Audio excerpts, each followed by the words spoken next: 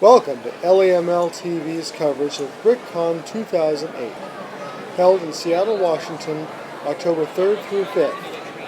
I'm Bill Ward. In this episode of LAMLTV, we feature interviews with Simon Kent, creative lead for the LEGO Creator line, and Jenn the Brick Chick Wagner.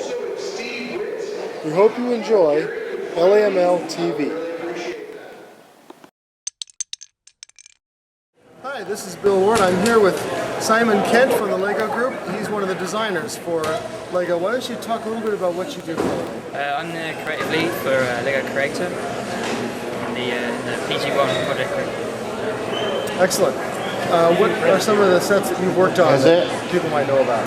I've worked on a lot of different sets ranging from 2005 to 2008. I've worked most recently on the ferry that's been released, the Stegosaurus, the cargo copter from 2008 I also worked on. I've worked on a lot of X-Pods in the past, a lot of minis. The houses that Creator have released I've worked on as well, so a lot of different products. Excellent. Yeah, that Creator line is really popular with the adult fans because it really kind of gets back to the way things were when we were kids, and we get to people build out of basic bricks instead of necessarily following some storyline. Yep. Have you seen much of the exhibits here at BrickCon, and what are some of your favorites? Actually, I haven't actually had a chance to look around yet, which is what I'm doing now. So, okay. But I'm definitely interested in some of the city scenes, and anything that we can inspire us with our houses is really good. So that stuff I'll definitely check out later. Excellent. Have you been able to draw any inspiration from things that adult LEGO fans have posted pictures of online or anything like that? And I know that we can't obviously give direct credit to anybody, but just in a general sense, can you talk about how that affects your work? I mean, obviously, yeah, we do look at certain things that you guys do. Coming to these events, especially, it's a good way of doing that. But we don't take anything directly. Certainly, it's inspirational to see the way that you use the bricks, different features and different techniques that you might use. Again, that can differ to what the kid can build, so we have to take what perhaps you guys might do and simplify it in a certain way.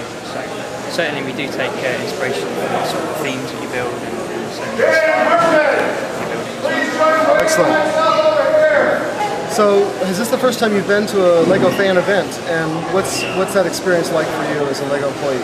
No, I've been to a few events. I've been to BrickCon in Chicago last year and this year, and I've been to a few events in Germany as well. This one, actually, it seems a lot more relaxed than other events I've been to. Well, thanks for coming on. Yep, you're welcome. Nice to meet you. You too.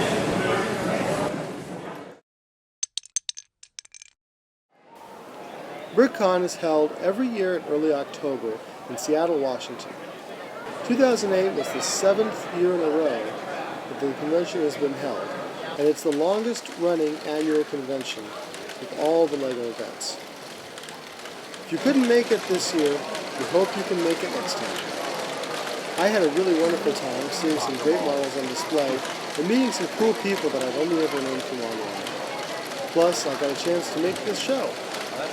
So I hope to see you at the next BrickCon in 2009 or at one of the other events that we might both be at between now and then. In the meantime, here's our next interview with Jenn Wagner. I'm here with Jenn Wagner here at BrickCon. You're one of the few female AFOLs that we see at a lot of these conventions. Yes, there isn't that many of them, unfortunately. In fact, you even have the nickname the Brick Chick. Can you tell us how you came to use that name? Actually, I started off as the LEGO lady and got my cease and desist letter from the LEGO company. So I quickly changed it to something a little less inflammatory, so I became the Brick Chick. Cool.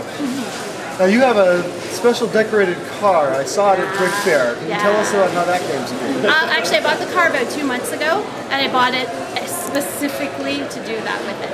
So I had a designer who is a LEGO lover as well, do up some of the elements to put on the car and to my specifications, and he did a fantastic job. Thank you, Brar. And we put it on the car and unveiled it at Brick Fair, so it's pretty exciting. And for the sake of those who haven't seen it, can you describe it a little bit? I can Giant shirt. it's a lime green Volkswagen Beetle, and it's decorated with large pink and orange and green and blue and yellow bricks, 2x2 bricks, and my big logo that says the Brick Chick. Cool. So you've sort of assumed kind of a role as the ambassador for the female Lego fans to the Lego community almost in a sense. It sounds so impressive when you say that. Well, you know, everybody's got their calling. Can you tell us a little bit about that role and how that works for you? I don't know that I intentionally set up to do that. I did, obviously. I've been doing this for about 10 years.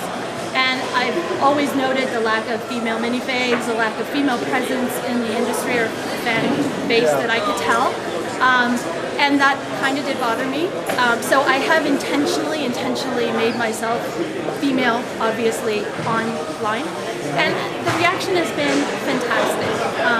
Most of the male customers that I have are fascinated that I'm not like their spouse or their girlfriend or whatever, and I'm very tolerant of Lego. And the opposite problem is, as you mentioned, that my husband is the one that's not quite as enthusiastic about Lego. So I go through all the same things they do, but it's me with the passion, and he's not. Yeah. But he's very tolerant, very, very tolerant. That's important. So you say customers. So what do you do for a living? Well, I'm fortunate. My husband pays most of the bills, and I get to buy Lego. So I have a BrickLink store.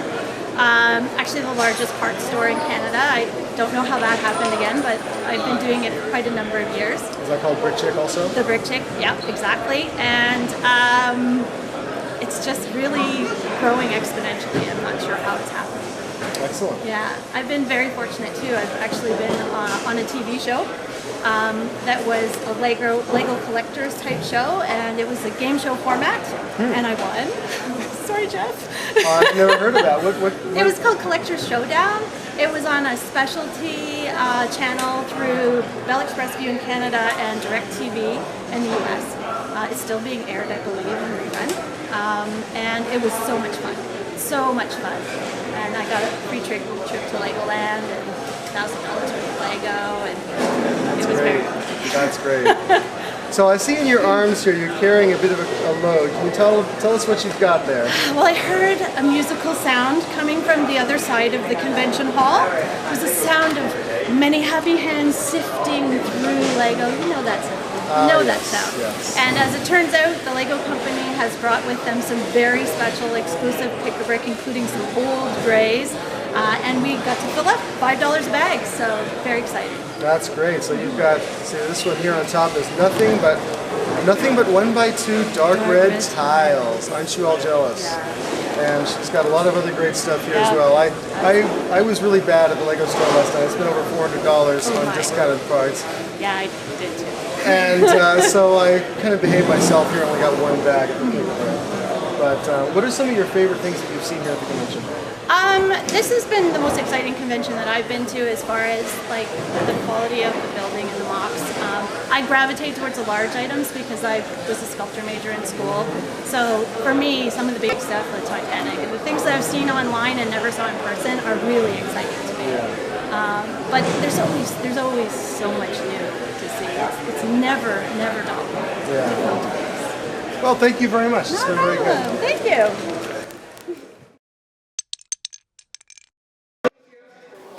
We hope you've enjoyed LAMLTV's coverage of BrickCon 2008.